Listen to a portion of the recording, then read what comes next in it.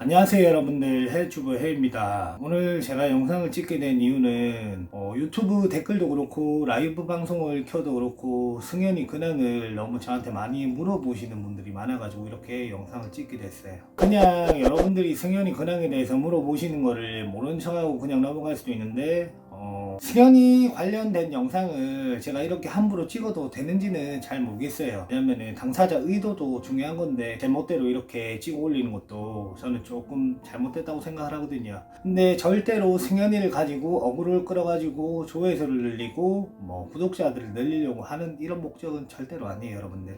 저는 지금 수익도 한 달 정지를 먹은 상태라서 수익도 안 나는 상태예요. 다시 한번 말씀드리지만은 절대로 제가 승현이로 어그로 끌려고 하는 걸 아니라는 거를 여러분들은 알아주셨으면 합니다.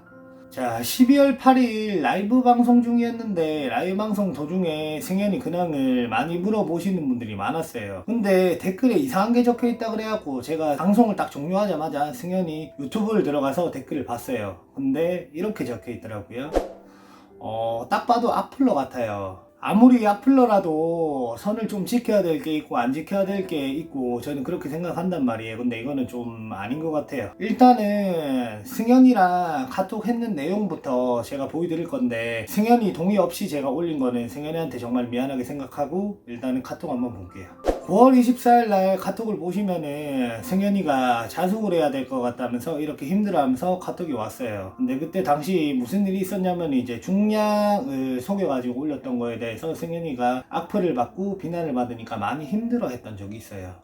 그때 당시에는 제가 승현이한테 해줄 수 있는 말이 힘내란 말밖에 없었어요. 그 후 이제 내추럴 검증이라면서 이제 영상을 하나 올렸는데 그때 당시에도 이제 내추럴이 아니라고 비난을 받고 악플이 많이 달리니까 그것 때문에도 많이 힘들어 했었어요 승현이가. 많이 힘들어 하는 걸 알았기에 저는 이제 틈틈이 카톡을 주거나 전화를 해갖고 안부를 묻고 연락을 했었던 그때 당시에요. 이 상황이 11월 7일날 전화를 해도 안 받고 연락이 없어가지고 제가 카톡을 보내보니까 승현이가 너무 지금 혼자 힘들다고 너무 버겁다고 혼자 있고 싶다고 이렇게 저한테 이야기를 했었어요.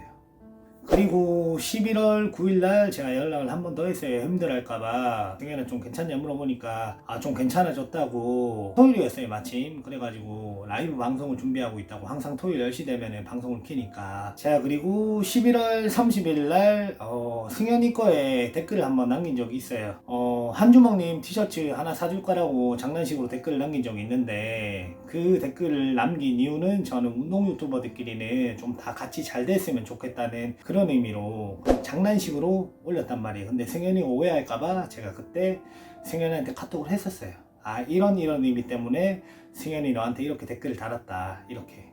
그리고 이렇게 이제 대화를 하고 나서 이제 한 관장님 DM의 문제 사건에 한번 얼매였었죠. 그리고 고소를 당했는데 무혐의 처리가 떴는데 약초 사건 때문에 항고인가 그거를 다시 받았다고 하더라고요. 그것 때문에도 승현이가 스트레스를 받아 했고, 그리고 정자 검사를 했는데 이제 정자가 없는 걸로도 사람들은 그게 그냥 웃고 넘어갈 수도 있는 일이었지만은 승현이는 그것도 좀 많이 힘들어 했었어요.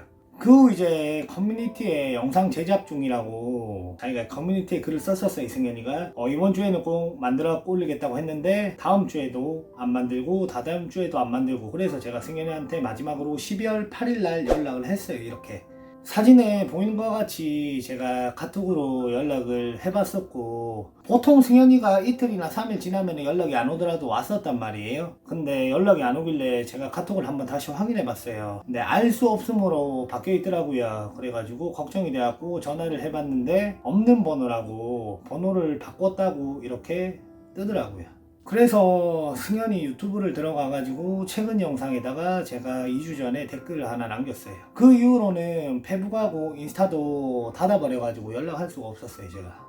그렇게 계속 연락이 안 되다가 그래도 혹시 모를 생각에 저는 승현이랑 합방을 한번 했었잖아요. 승현이 집에도 가보고 제가 내비게이션을 들어가가지고 승현이 집 주소가 아직 있는지 없는지 제가 확인을 해봤어요. 근데 그 집 주소가 아직 남아있더라고요. 그래가지고 거의 관리사무소에 제가 전화를 해가지고 아저씨한테 여기 몇 호에 박승현 씨 사시냐고 거의 2달째 연락이 안 된다고 제가 말씀을 드리고 한번 좀 알아봐 주시면 안 되냐고 제가 부탁을 드렸거든요. 그리고 5분 후에 관리사무소 아저씨가 저한테 다시 전화가 왔어요. 전화가 와서 하시는 말씀이 뭐냐면은 인터폰을 해보니까 전화를 받는다고 하더라고요. 그래서 관리사무소 아저씨가 어떤 분이 연락이 안 된다 그래갖고 걱정이 돼서 전화를 해가지고 좀 알아봐 달라 했다 이러니까 이제 승현이가 혹시 전화하신 분이 누구냐고 물어봤다고 하더라고요. 그러면서 이제 관리사무소 아저씨가 제 번호로 가르쳐줬대요, 승현이한테. 그리고 연락은 없었어요. 아무리 기다려봤는데 그래도 연락이 한 통 올 줄 알았는데 연락이 하나도 안 오더라고요. 처음 합방 때 만났을 때 승현이한테 제가 이렇게 이야기한 적이 있어요. 이게 컨텐츠와 비즈니스의 관계가 아니고 나는 너랑 진짜 형 동생으로 지내고 싶다